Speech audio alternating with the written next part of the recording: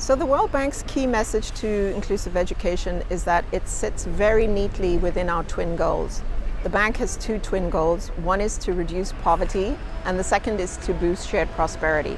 And if you think about it, inclusive education is very much a part of that. That said, it's also very linked to SDG 4, and the bank obviously is an agency that seeks to implement the SDGs. So in many ways, the inclusive education has become an important tenet of the work that we do, both from the perspective of education, but more importantly, thinking about the social dimensions that enable children with disabilities to access an education.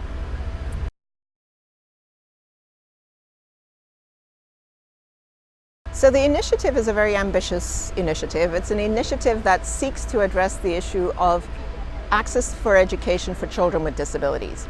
That said, it really recognizes that it's not sufficient just to focus on education, but really to think about the other social determinants. So thinking about inclusive education as an ecosystem, and thinking about how we involve communities in relation to getting kids with disabilities into schools, how you work with disabled people's organizations in that regard, but very importantly, how you also have the very strong educational components. So properly trained teachers, the resources in place to ensure that children can actually learn and participate. And so the initiative seeks to do a couple of things. One is to focus on in-country engagement, so really focusing on how can we change systems. And this is important because what we've seen to date is a lot of small pilot projects that in many instances do amazing work around inclusive education, but don't really address the systems change. So the idea is to start with a couple of countries, and those countries are in the process of being selected, and then really focus on the country engagement. But in addition to that, have a stream that looks at developing and designing global public goods. So in that regard, we would be looking at establishing a community of practice around inclusive education. And we might be looking at issues related to education and technology and how that can support the inclusion of children with disabilities. And then the final pillar of the initiative is to look at innovations, and innovations as catalysts. So again, really trying to think about how do we get a systems change. One of the issues that we're particularly interested in is the better collection of data, because that is fundamental for any kind of policies that we design and or support.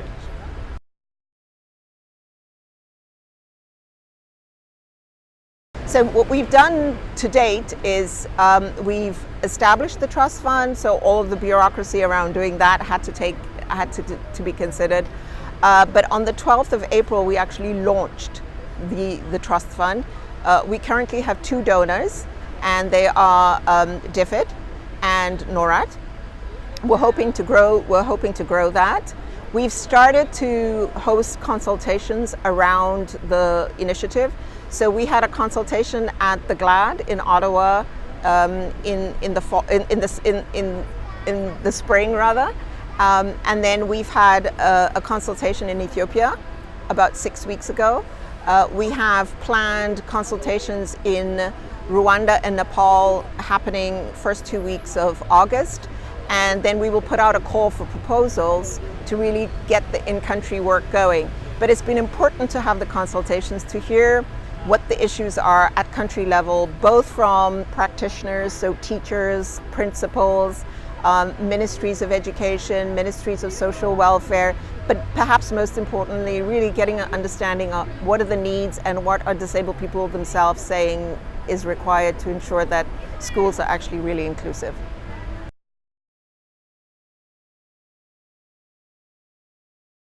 So the initiative only exists because of some of the evidence, right? I think there was a big coming together of different partners that put together what was called the Oslo paper. And that paper then precipitated what we now know as the Inclusive Education Initiative.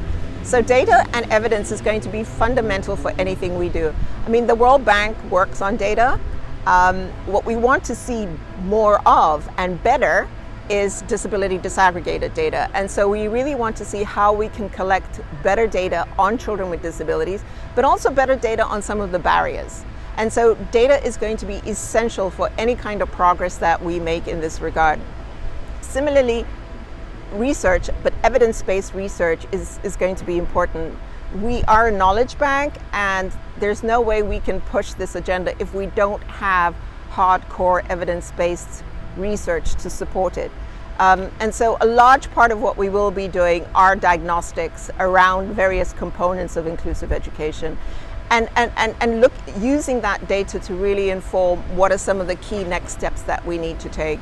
And so we're really excited about this initiative, but again, fundamental to its success is that it's built on hard data and good evidence.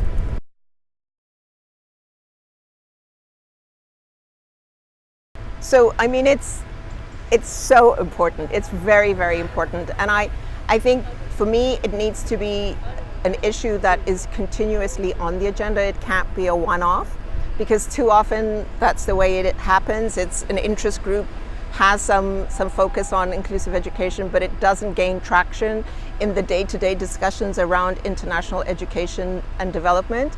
And we need to change that.